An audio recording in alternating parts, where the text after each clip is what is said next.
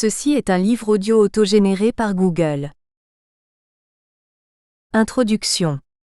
Il y a deux manières d'aborder le transport spatial, celui des fusées consommables et celui des navettes réutilisables. Pour des raisons stratégiques et pratiques, la fusée s'est imposée à la Chine à l'instar des autres puissances spatiales. Il était logique de ne pas gaspiller ses efforts alors que le missile développé dans tous les arsenaux dès les années 1950 ne demandait qu'à être amélioré pour placer sur orbite des charges utiles. L'âge d'or de l'astronautique, 1957 à 1969, a montré toutes les possibilités offertes par les lanceurs consommables y compris pour poser des hommes sur la Lune. Mais ce transport spatial présente plusieurs défauts. Chaque opération nécessite une mise en œuvre coûteuse et les bases de lancement n'offrent pas beaucoup d'options pour choisir la bonne orbite.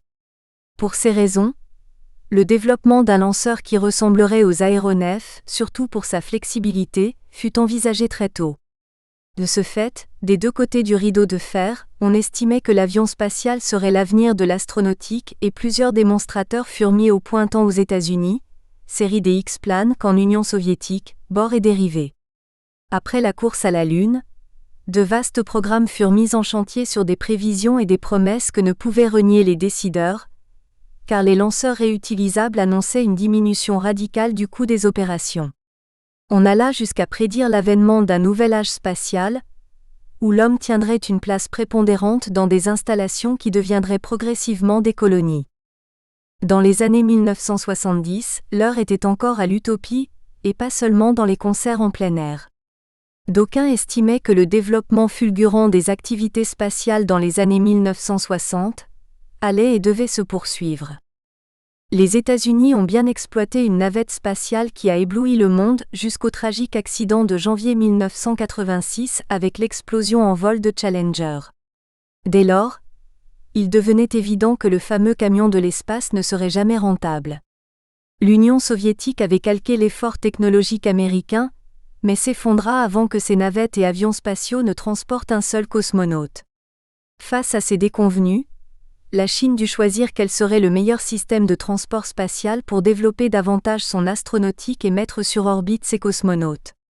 Au-delà des rumeurs sur des tentatives plus anciennes, on peut affirmer que les institutions et l'industrie aérospatiale chinoise abordèrent de front la navette spatiale et tous ses dérivés. Mais ces projets ambitieux dépassaient les capacités économiques et techniques de la Chine. Aussi, une solution plus conventionnelle fut adoptée avec le vaisseau Shenzhou. Alors que tous les regards étaient tournés vers ce projet, une veille active fut néanmoins entretenue par les Chinois au sujet de l'avion spatial. Souvent évoqué et même exposé, celui-ci fit son grand retour avec le projet Shenlong. Depuis, les annonces se sont succédé concernant divers projets jusqu'au essai d'un planeur hypersonique à finalité militaire. Ce recueil tente d'en faire une synthèse. Elle éclaire d'un jour nouveau l'extraordinaire dynamique qui règne autour de l'avion spatial et des lanceurs réutilisables. Aujourd'hui, la Chine suit sa propre voie dans ce domaine. Chapitre 1 – L'héritage de TS1. À chaque puissance spatiale son pionnier, Goddard aux États-Unis, von Braun en Allemagne, etc. Cette règle s'applique aussi en Chine. Ainsi, comme chacun le sait aujourd'hui, tout questionnement sur les origines du programme spatial de l'Empire du Milieu doit se référer à l'un des plus illustres savants du XXe siècle, le chinois TS1 Hsuochen, traduit aussi en Qian Xuesen si on utilise le pinyin. La tentation était grande d'explorer une partie de la vie et de l'œuvre de ce génie, pour savoir s'il avait abordé le transport spatial et sa réutilisation éventuelle. Dans les tourments du XXe siècle. TS1 était né à Hangzhou dans la province du Zhejiang, le 11 décembre 1911, dans les derniers jours de l'Empire chinois. Il fut diplômé en ingénierie mécanique de l'université Jiaotong de Shanghai en 1934. À 24 ans, il rejoignit les États-Unis pour approfondir la filière qu'il avait choisie.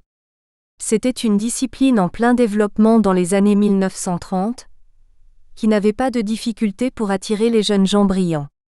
TS1 était incontestablement l'un d'eux, car il fut admis à l'Institut de technologie du Massachusetts, le célèbre MIT. La vitesse et les modes de propulsion un peu spéciaux retenaient de plus en plus son attention. C'est sur la côte ouest, dans une autre université, le Caltech, une autre institution réputée outre-Atlantique, qu'il développa son goût et ses compétences pour la fuséologie. Et il était bien entouré. En effet, il eut comme professeur et tuteur de sa thèse le célèbre Theodor von Karman au laboratoire aéronautique Guggenheim. Dans cette période euphorique pour les étudiants passionnés et talentueux, il créa en 1943 avec Frank J. Malina les bases du laboratoire de propulsion à réaction, ou Jet Propulsion Laboratory, JPL, une autre émanation du Caltech. À l'automne de la même année, TS1 et ses collègues proposèrent de développer des missiles pour contrer ceux des Allemands. Cette initiative historique devait aboutir aux fusées Praevata, Corporal, Caporala et tant d'autres. Au moment où il démarrait ses premières expériences, la Seconde Guerre mondiale faisait rage en Europe. Celle-ci s'acheva, après l'engagement complet des États-Unis et de ses alliés contre les forces de l'Axe. Mais l'entente tacite avec l'Union soviétique n'avait plus cours, lorsqu'il s'agissait de rechercher et de s'accaparer les joyaux du vaincu. Il ne s'agissait pas d'art ou d'un quelconque monument, mais des technologies allemandes très avancées qui étaient apparues dans les derniers mois du conflit. Leur transfert aux États-Unis ainsi que la capture des savants allemands étaient devenus des priorités stratégiques. Une course contre la montre était engagée contre les soviétiques. Les Alliés avaient dépêché leurs meilleurs spécialistes pour répertorier, trier et expertiser ces prises de guerre d'un nouveau genre. TS1 faisait partie de la délégation de scientifiques américains qu'on avait désignés pour ce pillage historique. Sans le savoir, il disposait d'un atout précieux, la préférence allemande pour les vainqueurs Yankees. Le butin était impressionnant. On trouvait pêle-mêle des avions à réaction Arado Me-262, des ailes volantes, surtout celles des frères Horton et même de drôles d'engins mus par des moteurs fusées, Comet, Naté. Ces derniers étaient difficiles à mettre en œuvre et n'eurent pas d'influence sur le cours de la guerre, car ils étaient arrivés beaucoup trop tard. Mais les systèmes qu'ils renfermaient, l'ingéniosité et la créativité qui les avaient mis en œuvre étaient absolument uniques au monde. Bien sûr, parmi ces trouvailles, les missiles V1 et V2 avaient obtenu la plus haute priorité. Non seulement Américains et Soviétiques les recherchaient activement, mais ils se préoccupaient aussi d'identifier toutes les personnes hautement qualifiées qui avaient conçu ces monuments de technologie. En fait, Werner von Braun et son équipe, qui étaient à l'origine de ces missiles, attendaient délibérément d'être retrouvés par les alliés occidentaux. Ils savaient qu'ils constituaient une prise de guerre inestimable, et que les États-Unis étaient préférables à la dictature communiste. Malgré l'implication d'un grand nombre d'entre eux dans un système abject, qui achevait la main-d'œuvre, comme on usait les outils, ils avaient des circonstances particulières à faire valoir puisqu'ils détenaient des connaissances précieuses et un savoir-faire unique. Au printemps de 1945, le cynisme était à l'œuvre dans ces échanges entre les vainqueurs et les vaincus. Lorsque l'état-major américain sut qu'il détenait von Braun et les siens, un interrogatoire en règle fut organisé. TS1 y prit part au rang de colonel de l'armée de terre américaine à partir du 5 mai 1945. Avec von Karman, sa mission consistait en priorité à évaluer les recherches en aérodynamique conduites pendant la guerre. Alors, au cœur de la Bavière, à Kochel, dans un décor wagnérien, le futur père du programme spatial chinois devait s'entretenir avec l'un des plus grands pionniers de l'astronautique, celui qui avait donné corps à la première industrie de missiles à longue portée. Il serait présomptueux d'affirmer que TS1 fut initié par von Braun, mais ses expériences californiennes en fuséologie devaient sembler bien dérisoires. Le rapport de von Braun sur les armes secrètes, qu'il avait développées à Peenemünde ou dans les montagnes du Harz, pouvait déjà retenir l'attention des spécialistes pendant des lustres.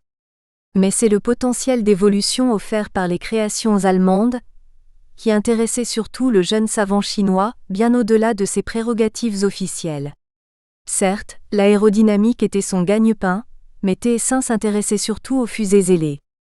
L'équipe de von Braun en avait développé et testé, et elle avait étudié une fusée biétage dont l'élément supérieur était une sorte de V2 ailé réutilisable qui aurait été pilotée.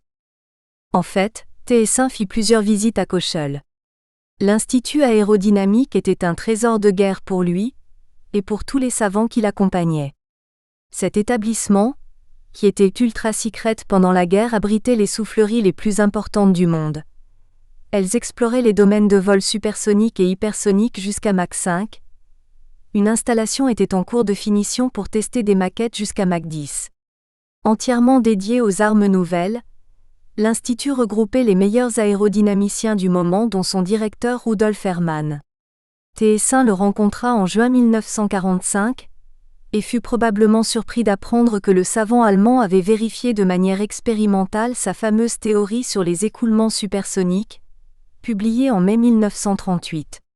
Hermann affirma que les résultats, obtenus sur la base des travaux de TS1, avaient largement contribué à mettre au point les missiles nazis. Presque malgré lui, le savant chinois avait eu une influence réelle dans la définition du V2. La fusée de ligne transcontinentale de TS1. Après son retour aux États-Unis, TS1 mit à profit ses découvertes allemandes avec 3 publications majeures rédigées pendant l'année académique 1945-1946. Jet Propulsion. Dans cet ouvrage, il rédigea une véritable encyclopédie de la propulsion par fusée qui fut largement utilisée par les fuséologues américains pendant une quinzaine d'années. Toward New Horizon. Coordonné par Theodor von Karman, Toward New Horizon était un document de prospective qui a guidé toute la recherche aéronautique américaine au lendemain de la Seconde Guerre mondiale. Ce document historique fut à l'origine de la politique des X-planes qui ont permis d'ouvrir de nombreux domaines de vol, mur du son pour le X1, vol hypersonique avec le X15, etc. TS1 contribua à cette œuvre monumentale, avec 6 rapports traitant des domaines les plus avancés de l'aéronautique. Il apporta aussi quelques éléments théoriques. L'un des rapports les plus intrigants s'intitulait Possibility of Atomic Fuel for Aircraft Propulsion of Power Plant, dans lequel il expliquait l'importance stratégique de l'énergie nucléaire pour propulser les aéronefs. Mais ce thème très en vogue dans les années 1950 fut abandonné dans les années 1960 pour des raisons politiques et environnementales évidentes. Superaerodynamics, Mechanics of Rarefied Gases. Proposé au Journal of the Aeronautical Sciences le 20 mai 1946, cet article majeur a conduit à réexaminer toutes les théories aérodynamiques concernant les vols très rapides et en haute altitude. En fait, l'article concernant la superaérodynamique était si révolutionnaire qu'il classait TS1 parmi les plus importants aérodynamiciens américains. Les sollicitations étaient nombreuses, et il choisit finalement d'accepter le poste de professeur à l'Institut de technologie du Massachusetts. Sur la base de ces théories mathématiques, TS1 élabora plusieurs applications. Mais celle qui l'obsédait véritablement concernait l'avion spatial transcontinental. À la fin des années 1940, il imagina un appareil extraordinaire qui alliait ses recherches à celles d'un autre visionnaire, le Dr Eugen Sänger. Ce savant germano-autrichien, qui est considéré aujourd'hui comme le père de la navette spatiale, avait rédigé en 1944 un autre rapport secret UM3538 intitulé Über einen Raketentrieb für Fernbomber. Il décrivait un étrange appareil hypersonique ailé dénommé l'oiseau d'argent, dont les caractéristiques auraient permis le bombardement de l'Amérique du Nord après un vol suborbital transcontinental. Décollant depuis l'Allemagne, ce bombardier antipodal devait larguer au-dessus de la côte est des États-Unis des bombes sales. À la page 339 du fameux rapport, une carte de la ville de New York montrait les destructions attendues sur Manhattan. À la fin des hostilités, ce rapport circula chez les Alliés. Son contenu était si explosif qu'il retint l'attention de Joseph Staline en personne en 1949. Le dictateur soviétique dépêcha son fils Vassili et le scientifique Grigori Tokaev pour localiser puis convaincre Sänger de rejoindre l'URSS, Union des républiques socialistes soviétiques. Les soviétiques échouèrent lorsque Tokaev rejoignit le Royaume-Uni et révéla le projet d'enlèvement de Sänger qui avait été ordonné par Staline.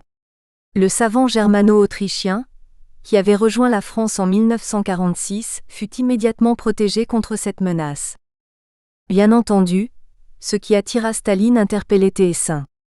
Au début, le jeune savant chinois s'imprégna du bombardier antipodal pour en concevoir sa propre version. Il s'agissait d'un gros appareil hypersonique qui empruntait sa silhouette à la Wasserfall, un missile anti-aérien dérivé du V2. L'engin était capable de croiser à Mach 12 dans la haute atmosphère, et on entrevoyait aisément les potentialités évidentes d'un tel véhicule pour maîtriser le ciel et viser des cibles sans préavis. Le missile stratégique intercontinental n'était pas encore né, mais TS1 l'imaginait piloté, ailé et réutilisable.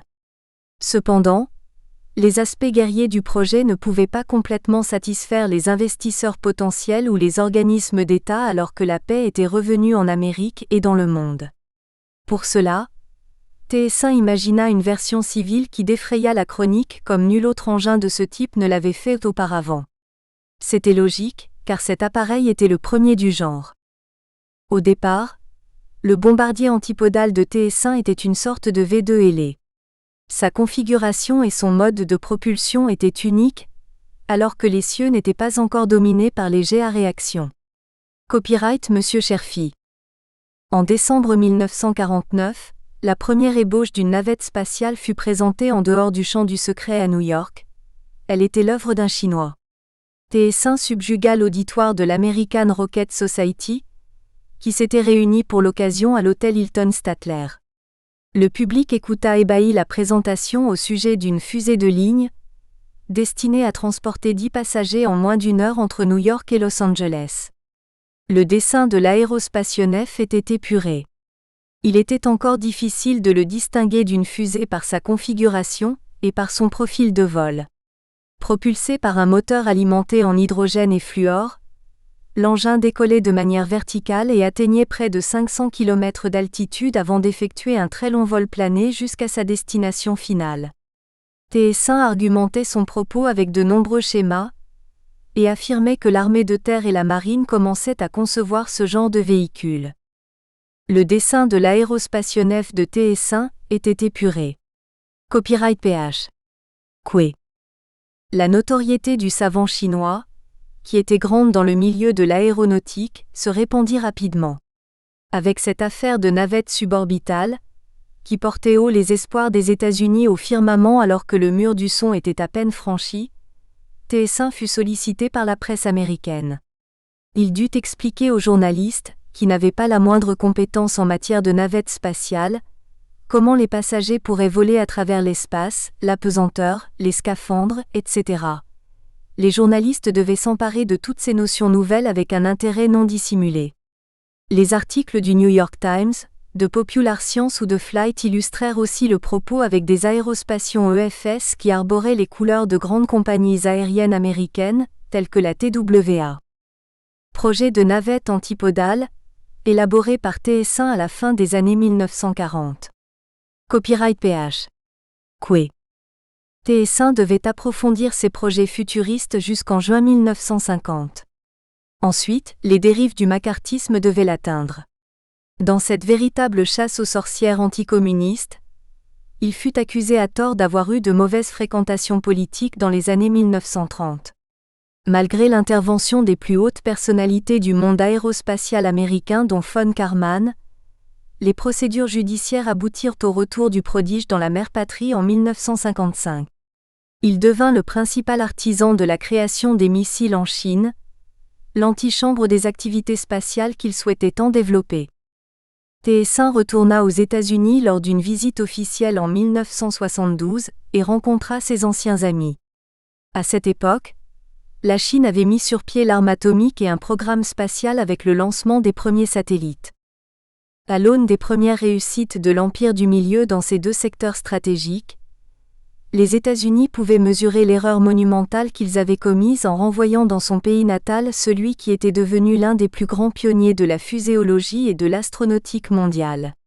Pour Iris Chang, TS1 avait dû quitter les États-Unis alors qu'aucune charge d'espionnage n'avait été retenue contre lui, et sans aucune preuve d'un quelconque lien avec les communistes. Pour le journaliste et historien Jim Oberg, les rapports de la CIA, Central Intelligence Agency, confirmeraient cette absence de charge.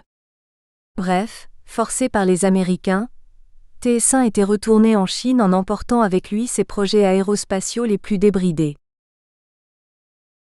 En 1946, Kraft Reich proposa aux Chinois de réaliser un successeur ailé du V2. Si l'avion spatial a bien franchi le Pacifique dans les bagages de TS-1 au milieu des années 1950, une autre histoire a été révélée par Marsha Freeman au congrès de la Fédération internationale d'astronautique qui se tenait à Pékin en septembre 2013. Elle est étonnante et éclaire d'un jour nouveau cette intense période de tractation des technologies allemandes les plus avancées au lendemain de la Seconde Guerre mondiale. Elle concerne la tentative de deux anciens de Peenemünde, Kraft Erijk et Friedrich Erdmann Gestneiser, d'offrir leurs services en proposant aux Chinois un véritable programme spatial. Ainsi, en se basant sur les recherches de Marsha Freeman, la chasse aux fusées et aux technologies aérospatiales évoluées développées par les nazis ne concernait pas seulement les Américains et les Soviétiques. Ancien collaborateur de Walter Thiel pour élaborer la propulsion des V2, Kraft Erijk aurait dû faire partie du contingent d'ingénieurs allemands qui fut envoyé aux États-Unis dans le cadre de l'opération Paperclip. Mais Erijk souhaitait auparavant retrouver son épouse dans Berlin en ruine. Dès lors, dans l'incertitude de recevoir une nouvelle offre des Américains pour rejoindre ses collègues et pour subsister, il prit les devants et élabora un projet de collaboration qui aurait pu intéresser d'autres nations.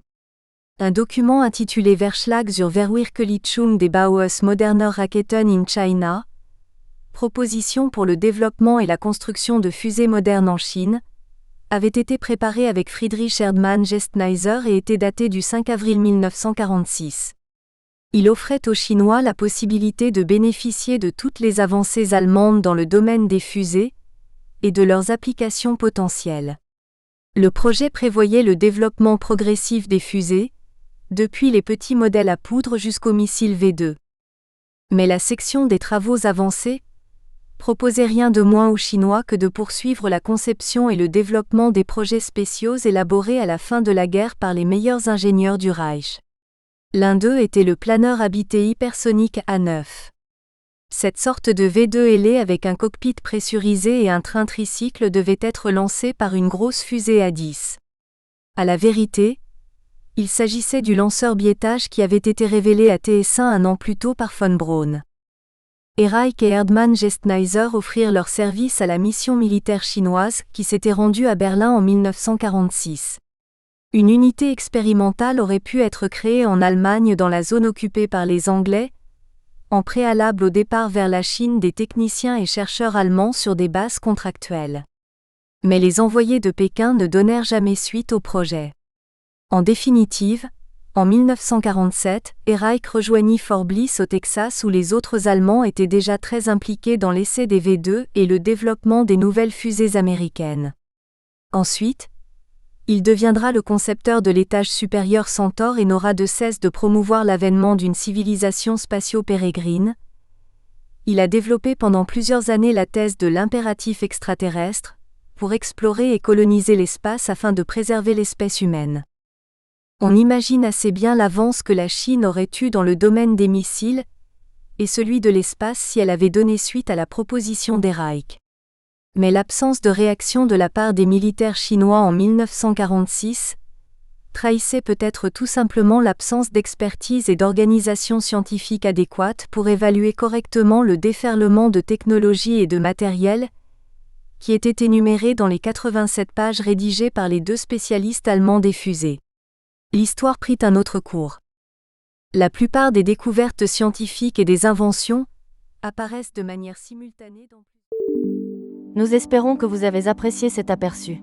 Pour continuer à écouter ce livre audio sur Google Play Livres, utilisez le lien dans la description de la vidéo.